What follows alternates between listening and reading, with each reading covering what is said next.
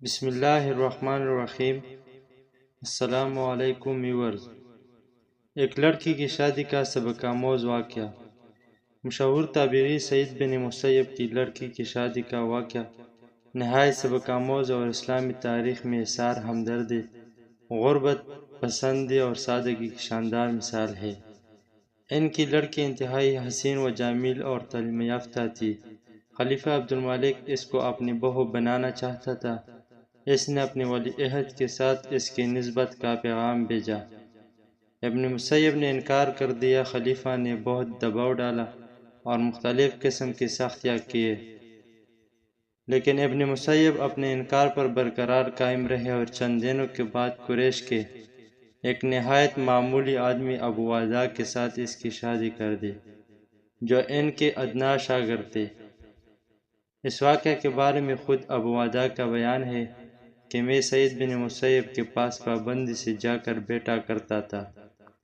ایک مرتبہ چند دنوں کی غیر حاضری کے بعد جانے کا اتفاق ہوا۔ ابن مسیب نے پوچھا، اتنی دنوں تک کہاں غائب رہے؟ میں نے کہا، میری بیوی کا انتقال ہو گیا تھا، اس لیے حاضر نہ ہو سکا۔ فرمایا، مجھے خبر کیوں نہیں دی؟ میں نے بھی تجہیز و تکفین میں شریک ہوتا۔ تھوڑی دیر بعد میں جب اٹھ کر جانے لگا تو انہوں نے کہا، کیا تم نے دوسری کا انتظام کیا؟ میں غریب نادر دو چار پیسے کا آدمی ہوں، میرے ساتھ کون شادی کرے گی؟ فرمایا، میں انتظام کروں گا، تم تیار ہو؟ میں نے کہا، بہت خوب۔ سعید نے اسی وقت 2-3 درہم پر میرے ساتھ اپنی بیٹی کا نکاح پڑھوا دیا۔ جب میں وہاں سے اٹھا تو فرط مسرت سے میری یہ سمجھ میں نہ آتا تھا کہ کیا کروں۔ گھر پہنچ کر رخصتی کے لیے فکر میں پڑ گیا۔ شام کے وقت سعید ابن مسیب نے اپنی لڑکی کو اپنے ساتھ چلنے کا حکم دیا۔ پہلے 2 رکعت نماز ادا کی اور 2 رکعت اپنی لڑکی سے پڑھوائی۔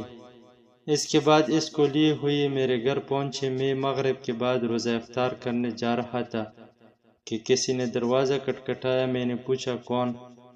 جواب ملا، سعید۔ میں نے سوچا، سعید ابن مسیب تو اپنے گھر اور مسجد کے علاوہ کہیں آتے جاتے نہیں، یہ سعید کون ہے؟ اٹھ کر دروازہ کھولا تو دیکھا تو سعید ابن مسیب تھے۔ انہیں دیکھ کر میں نے کہا، آپ نے کیوں زحمت گواری کی مجھ بلا بھیجا ہوتا؟ فرمایا، نہیں، مجھے تمہارے پاس آنا چاہیے تھا۔ پھر فرمایا، تم تنہا آدمی تھے اور تمہاری بیوی موجود تھی۔ میں نے خیال کیا کہ تنہا رات کیوں بسر کرو، اس لیے تمہاری بیوی کو لے کر آیا ہوں۔ وہ ان کے پیچھے کھڑی ہوئی تھی۔ انہوں نے اسے دروازے کے اندر کر کے باہر سے دروازہ بند کر دیا۔ میری بیوی شرم سے گر پڑی۔ میں نے اندر دروازہ بند کر لیا۔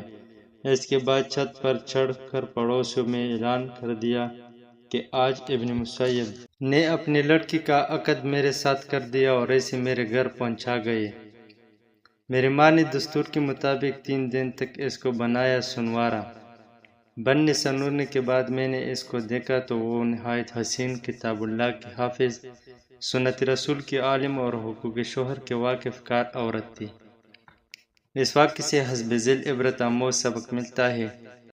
ایک پڑھی لکھی حسین و جمیل لڑکی جو ایک جلیل القدر محدث تابعی کی پروردہ بچی تھی۔ نمبر 2، شہر میں اس کے علم اور حسن و جمال اور سیرت و کردار کے چرچے تھے، اسے اچھے سے اچھا رشتہ مل سکتا تھا۔ نمبر 3، لیکن لڑکی کے باپ نے لڑکی کو ایسی تعلیم دی تھی کہ حکومت وقت کے ولی عہد کے ملکہ بننے کی بجائے اس نے ایک غریب طالب علم کی بیوی بننے کو ہنسی خوشی منظور کیا اور دنیا پر آخرت کو ترجیح دینے کی یہ شاندار مثال پیش کی، جو ایک مسلمان لڑکی کے لیے تاریخ میں ہمیشہ سنہرے لفظوں میں لکھی جاتی رہے گی۔ نمبر 4، باپ نے بچی کو پوچھے بغیر رشتہ طے کر لیا تھا اور بچے نے باپ کے فیصلے کو سنتے ہی سر تسلیم خم کر دیا اور اپنے علم و عمل اور بابلی علمی حیثیت اور خاندان کی عزت کو 4 چند لگا دیا۔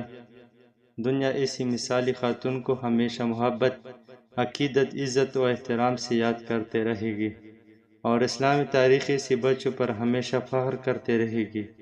باپ اگر نیک صالح ہو جیسے سعید ابن مسیب تھی اور جیسے اپنی بیٹی کا نکاح کرے وہ بھی نیک صالح ہو، دونوں کی نیت بھی ٹھیک ہو، تب لڑکی کا رضامندی کا اظہار والدین کی اطاعت ہے۔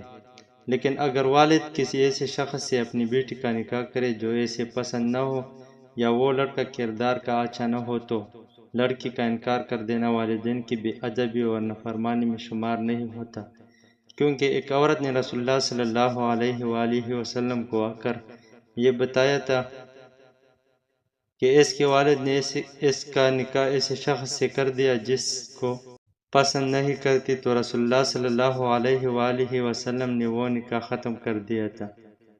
اس کے علاوہ یہ بات بالکل ٹھیک ہے کہ اولاد کو والدین کا احترام کرنا چاہیے اور ان کے فیصلوں کو قبول کرنا چاہیے اگر وہ شریعت اسلامیہ کے خلاف نہ ہو۔ پیارے ویورز، اگر ابھی تک چینل سبسکرائب نہیں کیا تو پلیز چینل کو سبسکرائب کریں تاکہ ہمارا حوصلہ افزائی ہو سکے۔